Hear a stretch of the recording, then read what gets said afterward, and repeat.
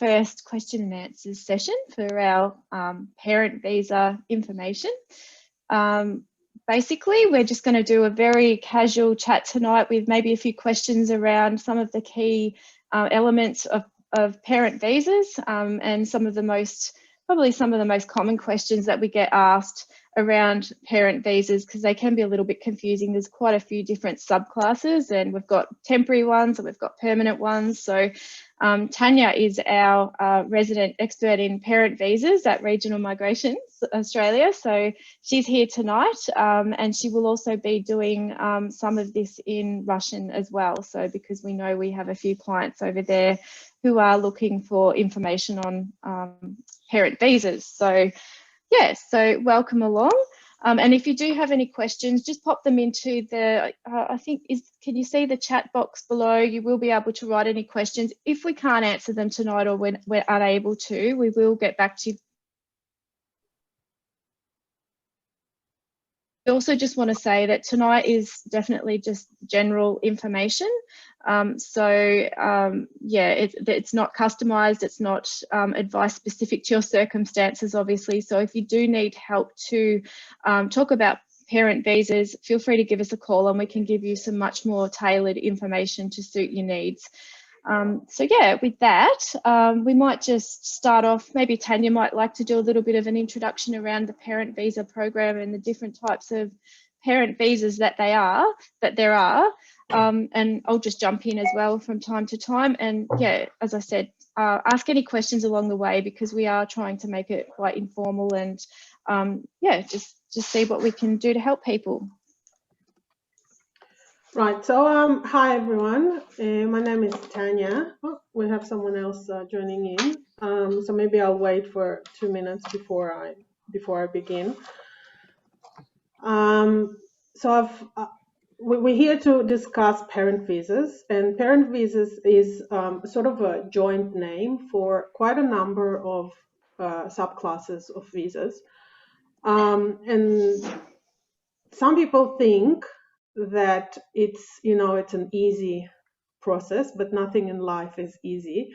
So we're here to sort of give a little bit of guidance on the differences between the main type of the most used visas that there are today for parents, and also give you a little some information about those that are used a bit less. So the most popular visa right now is a contributory parent visa, and it comes in two types. So one type is the one that is applied for offshore, which means overseas, which means outside of Australia. And the parent, needs to wait until the visa is granted before the parent can come into Australia. So this visa number is 143, and it's called contributory parent visa.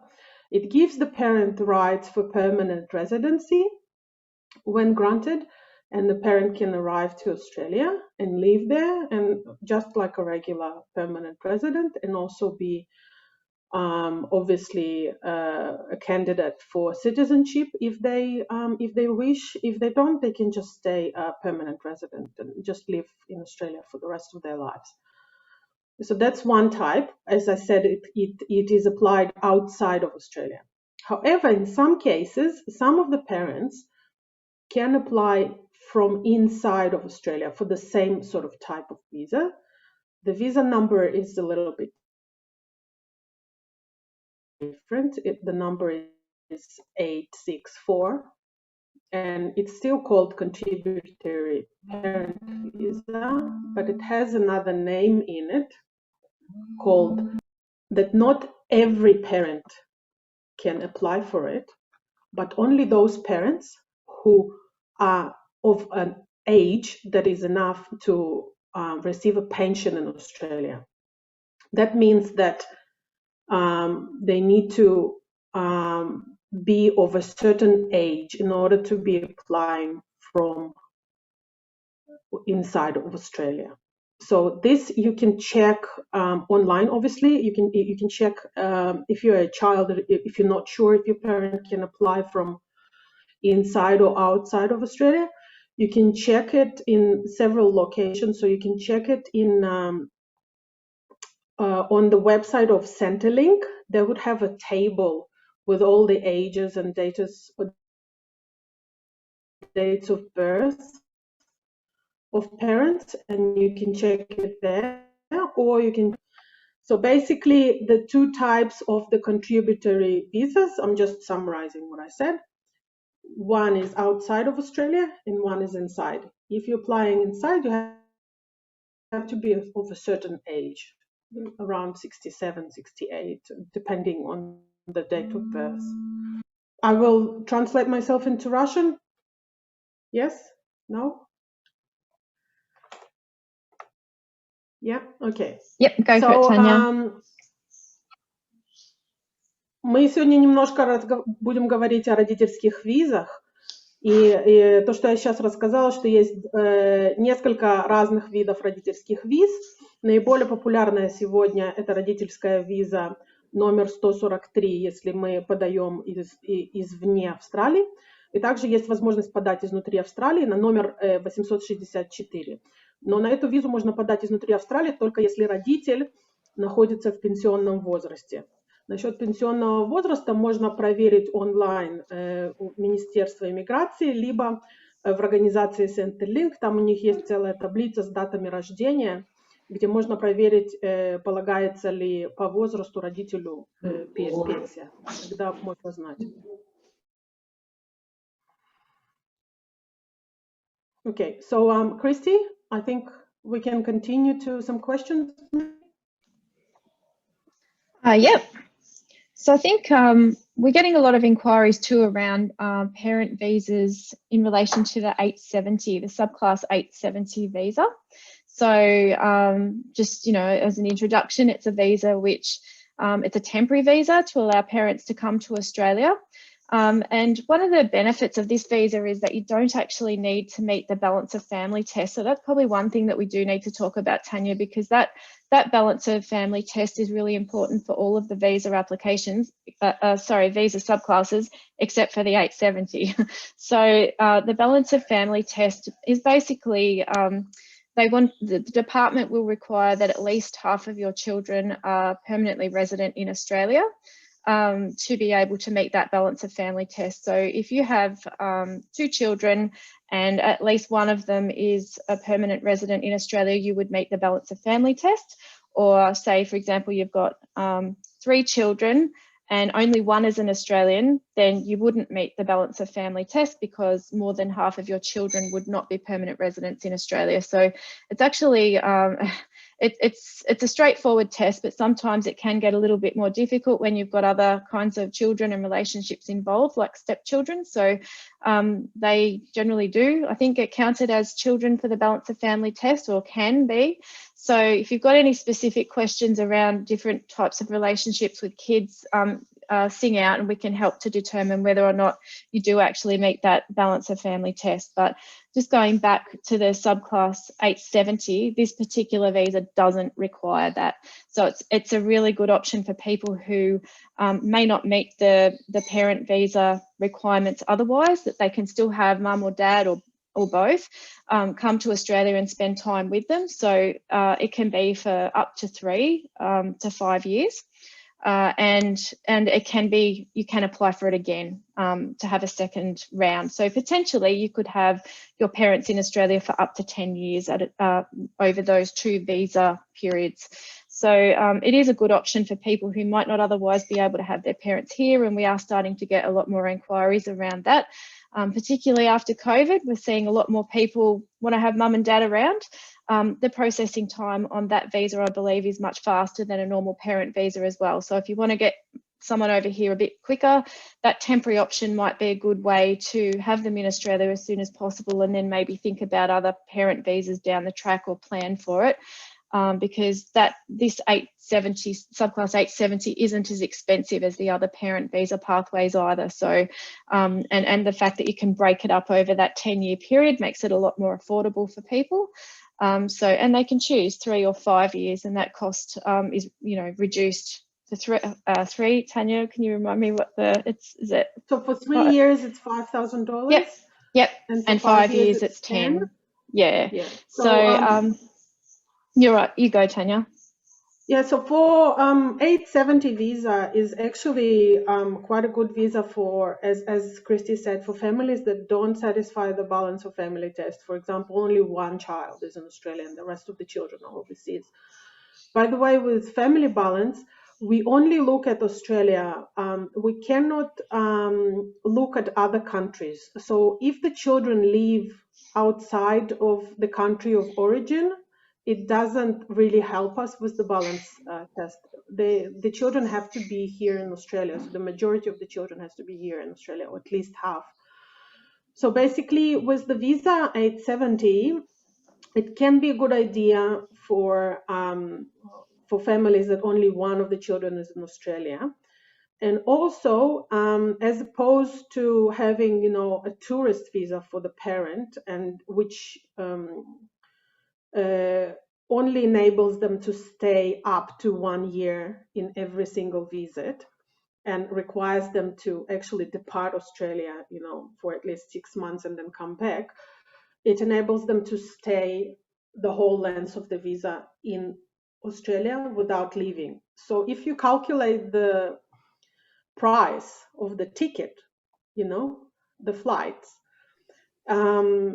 if your parent stays without flying for 5 years, it's actually going to be pretty much the same amount of money that you're going to be saving on flights. So, but they can travel if they want to. They do have multiple entries on that visa. Yes. So they're not stuck here for 5 years. Yeah. Yeah. Well, some parents prefer to be stuck. It's not, it's not easy to travel. Australia is far away, so it could be a good solution for parents, for having your grandparents help you with small children, etc. It could be a very, very, very good solution. Yep. So I can definitely. maybe translate myself into Russian for 2 seconds. Yep. Мы говорим сейчас про 870-ю визу. Это временная виза. И она хороша тем, что для нее не нужно иметь большинство детей в Австралии. То есть достаточно одного из детей, например, если только 1 из 3 детей живет в Австралии, то этого достаточно для того, чтобы пригласить родителей по 870-й визе. У нее есть 2 разновидности. Одна на 3 года, и можно ее продлить еще раз на 3 года, и одна на 5 лет, можно продлить еще на 5 лет. То есть в общей сложности получается 10 лет на этой визе. Хороша она для родителей, для бабушек, дедушек, которые не очень хотят летать туда-сюда обратно, как по туристической визе. И, в принципе, это хорошее решение для тех, у кого есть маленькие дети, которым нужна родительская помощь вот в эти первые 10 лет. И, в принципе, мы занимаемся родительскими визами довольно-таки много, и мы в последнее время видим все больше и больше людей, которые собираются подавать именно на вот эту 870-ю визу, потому что она очень быстро процессируется, то есть ее довольно-таки быстро дают, особенно по сравнению с остальными визами. So that's it. Yep. Okay, so maybe Tanya, if we talk about contributory parent visas and how you can apply for them as a temporary visa or a permanent visa from the start, and what would be the reasons why you might look at splitting that between 2 different visa applications rather than just one, and maybe the processing time on those, as opposed to what some people like to come and ask us about, like the subclass 804, for example, or the 103 that's got like a 30-year waiting period, and why we don't use those. So yeah, there's two kind of different partner visa pathways there. There's the contributory one and the cheaper one that may never get an outcome. Is not cheaper in the end. No, and most people would never get an opportunity to see a case officer probably. So, but just trying to explain to people what those 2 pathways are and why they're so very different. One costs a lot of money and one doesn't, and why we still would recommend the contributory one where possible. Yeah. So basically the cheaper one, it's not really cheaper. I'll tell you in a minute why. I have actually calculated. So basically, I love Excel, so I have tables for all the calculations. Well, you used to be an accountant. Yes, the accountant is, So basically, it was the cheaper option because it gets processed in like 30 years right now, and it probably will go higher. That means that the parent needs to be somewhere while the parent is waiting.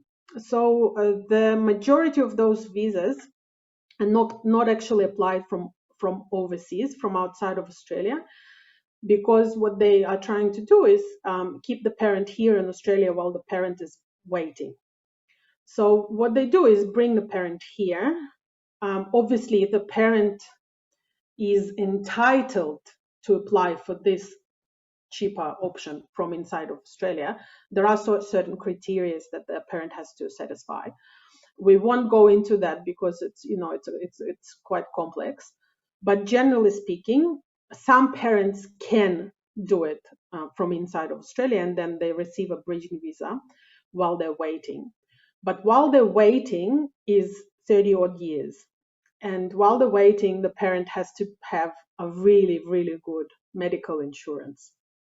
That's why I say that having it cheaper does not come to be cheaper as such. So when you calculate all this money that you're spending for 30 years, it might actually be cheaper to apply for a more expensive contributory visa and get your parents a permanent residency visa, which will take much less than 30 years. Right now, it's about 4.5 years. We're looking at increasing. We probably will see that it increases in processing to 5 years. So right now, our recommendation is to always calculate the expenses and check what actually costs more and make the decision based on that. So right now, with the contributory option, there is, as Christy said, a permanent option is actually enabling the applicants to split the costs. So while applying for the temporary visa, they pay around half of the price, half of the total, and then the second half they pay when applying for a permanent visa. So splitting in half helps some people, come up with the funds, especially when we're talking about, let's say, two parents or two sets of parents, which may, come up to quite a hefty sum. So that period is 2 years as well. So it can give people an extra 2 years to get that extra money that they're on the temporary visa. They've got up to 2 years to then put in for the permanent contributory parent visa. So gives them a bit more time. And we also need to remember that nobody is coughing up the whole sum at the moment, at the time of application. You actually are giving sort of a notice a couple of months before the visa is granted to go and pay this amount. So you actually have the whole length of the processing time until you are required to pay. Which means, so let's use an example, okay? So we are applying for a visa, a contributory temporary visa, okay? We are paying, at the time of application, we're only paying a small sum to get it started, and then it takes about 4.5 years for it to be granted. So in about 4 years, we will receive an advice, which requires us to pay. So 4 years. Then we have the temporary visa for another 2 years. At the end of the 2 years, we apply for a permanent visa. At the time of application, we pay a really small amount of money just to get it started. And then we have another 4.5 years until we get to pay the second part. Okay, so it spreads it to almost 10 years. Okay, so at the time of application, we only pay a smaller fee for the application to get processed, and then the rest of it we pay at the end. So that's very important to know, because some people think that, what if the visa gets refused? Do I lose everything? No, you only lose the fee that you pay at the front. Okay. Do you need to translate that first, or will we go on to the next one?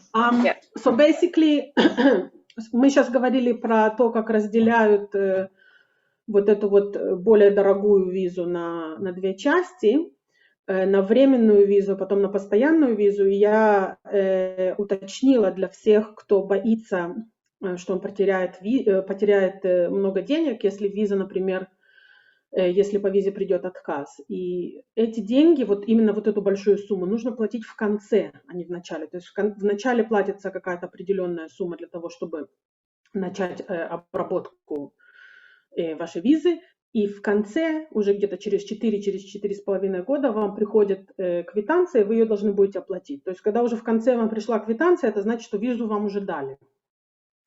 Поэтому бояться нечего. Для кого хорошо разделять этот процесс на два? Для тех, у кого нету полной суммы одновременно. То есть сначала платится примерно половина суммы, потом платится вторая половина, когда происходит подача на постоянную уже визу. То есть вот так вот бывает легче, особенно если у нас есть, например, двое родителей или четверо, да, если мы приглашаем родителей с обеих сторон, то это, конечно же, тяжелее. That's it, Christy. No worries, thank you. Does anyone have any questions? People that have just jumped in to have a look tonight, if there's any specific questions, just pop them through to the chat and we'll be able to answer them. So I'll just give you a sec to do that. But, the other thing, Tanya, just in relation to parent visa applications, that you can have a primary and a secondary applicant on the application for a parent visa or a contributory parent visa. But for the subclass 870, that temporary one where people can come over for up to 5 years at a time, they actually have to be separate applications per parent. That's you right. Can't have a primary applicant as well as a separate secondary applicant on those. So, you know, if you've got mum and dad, they both have to put a separate application in. But with the other types of visas, they can actually have a primary applicant for the person that meets the primary criteria and a secondary applicant accompanying that with the application, applying together essentially. So it's just a bit of a difference right. there on those two options. That's the difference. And also that's the sort of beauty of the 870 visa, where they consider each parent separate. So in total, you can have up to 20 years of having your parents over. So that's or a parent over, yeah. Or one of the parents. If you're going to split it between them, as opposed to a normal parent visa, either contributory or permanent or temporary, where both of them are on the same application. Yeah. Very good. Okay.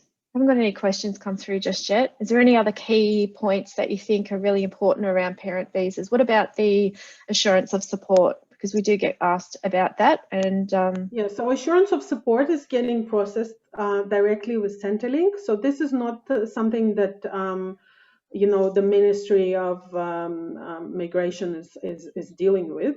They actually receive it from Centrelink. So you need to apply for it via Centrelink. So once the visa is sort of nearing completion in terms of processing, you will receive a letter from your case officer.